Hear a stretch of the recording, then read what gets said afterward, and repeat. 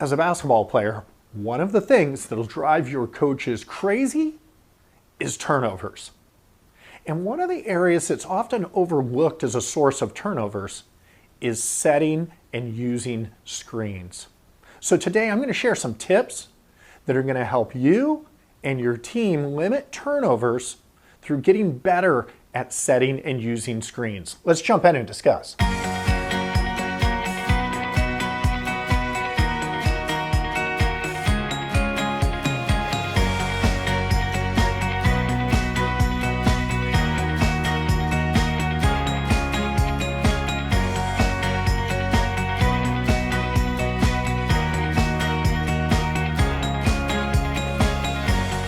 Welcome back to Hard Smart Together. I'm Coach Dave. I'm here every week to help basketball players become the smart, confident players that coaches love. So setting and using screens, it's really important when it comes to turnovers because it's often overlooked as a source of turnovers. But let me tell you something, moving screens are a major source of turnovers and they drive coaches crazy. They can often help you find a seat on the bench, and they can cost your team games.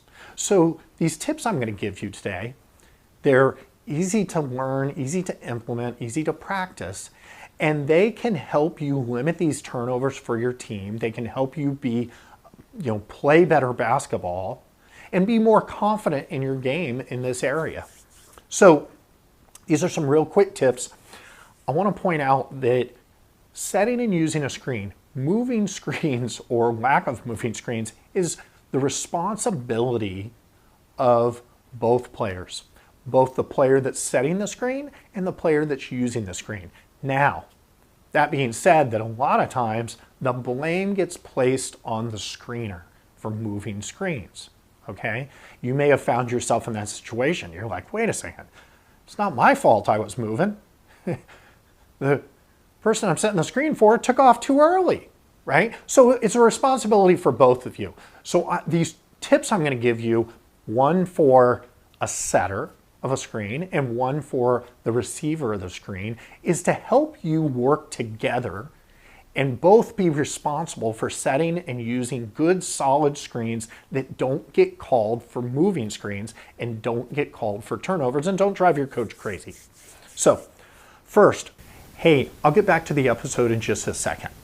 I hope you're enjoying today's episode, and if you are, please share it. Share it with a player, share it with a parent, share it with a coach, anybody that you feel might need to hear it. I also wanted to give you a free gift that I've made available to you just for hanging out with me today. It's a checklist of skills for basketball players that want to become a better player, a better teammate, and to stand out to their coaches. Now, these skills are skills that are often overlooked, but they can be the foundation that a player can use to really achieve their goals. You can download it at hardsmarttogether.com/intangibles. I'll put a link below in the description as well, but it's hardsmarttogether.com/intangibles. Now let's jump back to today's episode. From the setting of screens, if you're setting a screen, the tip I want to give you is set noisy screens. What do I mean by noisy screens? You know how when you're listening to a basketball game, there's all these sneaker squeaks, right? The sneakers are squeaking on the floor. It's real easy to get your sneakers to squeak. If you're coming to a really good jump stop is a good example. You come to a jump stop, both your feet land at the same time and your sneakers squeak. Now, I don't want you to jump into your screens, but what I want you to think is, I want to set 2-foot screens and I want my sneakers to squeak. Okay? 2 feet, sneakers squeak. That should be your thought process. That's your tip as a setter. Why? Why do I want you to set these noisy screens? Why do I want your sneakers to squeak both at the same time when you set the screen? First of all, it gives an indicator to the person using the screen when to leave, okay? If they're listening for that noisy, solid screen that's being set, 2 feet, sneaker squeak, I can now leave because the screener is no longer moving. Who else does it tell that you've set a solid screen that has stopped? Well, it tells the referees, it tells the officials, okay? They hear that as well. That's a solid screen. They've stopped. I heard them stop. I heard their sneakers squeak, okay? So, easy tip, but maybe something you need to practice. Now that you've learned it, you need to practice setting good screens, making your sneakers squeak. Not a tough thing, but maybe a new habit that you need to develop. Now, as a user of the screen, unfortunately, most moving screens, the cause of it is because the person using the screen takes off too early.